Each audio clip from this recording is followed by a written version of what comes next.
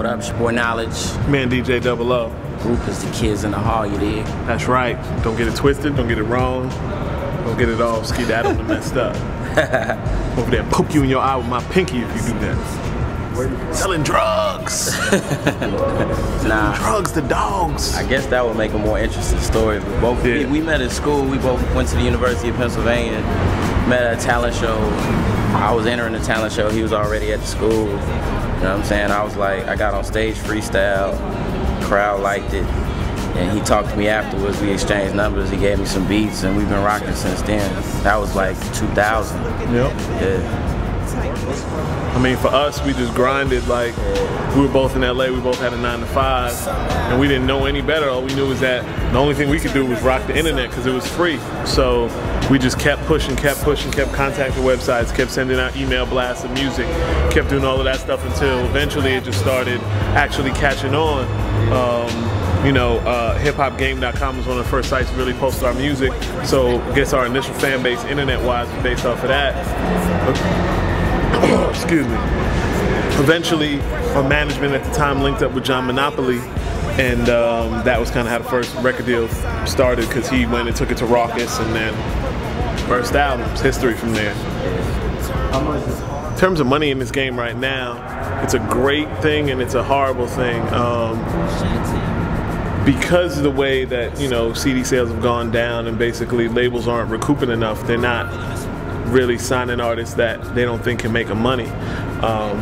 So the people that are really making money right now are doing essentially as many things as possible, but in order to do that, you really got to have, your music there first and foremost. So it's a weird battle that's always going on, because you can't just jump into the game and just all of a sudden you're going to be filthy rich. You start out, if you get an advance, you get a little bit of an advance, and then that's the only money you get for a long time, because until you have a record, you can't perform and do a show, because no one's going to pay you to do anything. And even when you start doing those shows are going to be for free. So it takes a while to really start making a good solid amount of money. And all of this stuff, a lot of this stuff people see is smoke and mirrors, like there's a lot of dudes driving around in rented cars and videos. There's a lot of people with rented jewelry or just borrowing jewelry. Those things don't equate to actual dollars at the end of the day.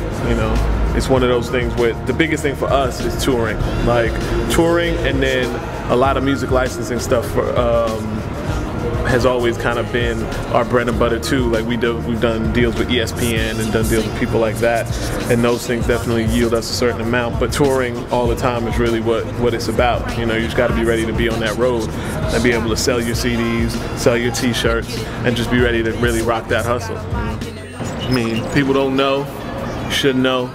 Kidz in the Hall, the In Crowd, new album, in stores right now, driving down the blocks, tour down MTV, Hot 97. Now we're just gearing up for the brand new single, Love Hangover, featuring Estelle, of American Boy fame.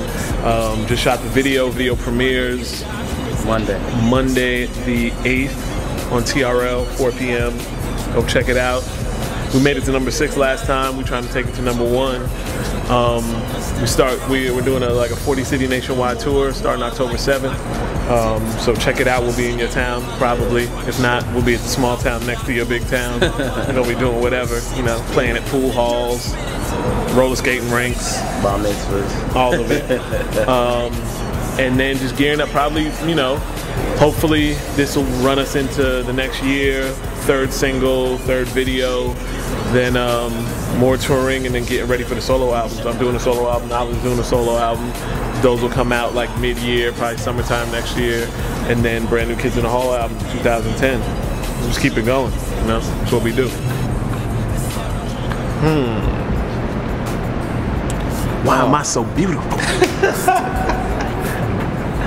Oh no, man, we've been asked everything under the sun, so this is actually a break from the norm, you know what I'm saying? Like people actually asking us about the grind and not asking us about our education and Obama and politics, so this is actually cool. No Just Blaze questions, no cosign questions. Cool. Oh, that the In Crowd, can go buy it at Best Buy if you want.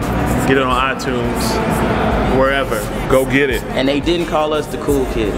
That's wonderful. That's thumbs up for them. We've been to like 5 different places, and they get us mixed up with the cool kids. Those are our homies. Shouts out to Evan, Antoine. We're not them. How are you guys doing? They're not us.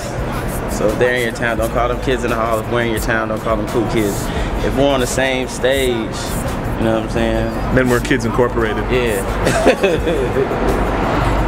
That's all it is. 8081, you know what it is? Yeah. We rep where we from. You rep where you from. I have a beer on my shirt. And what? Crazy kick it, driving down the block, low and just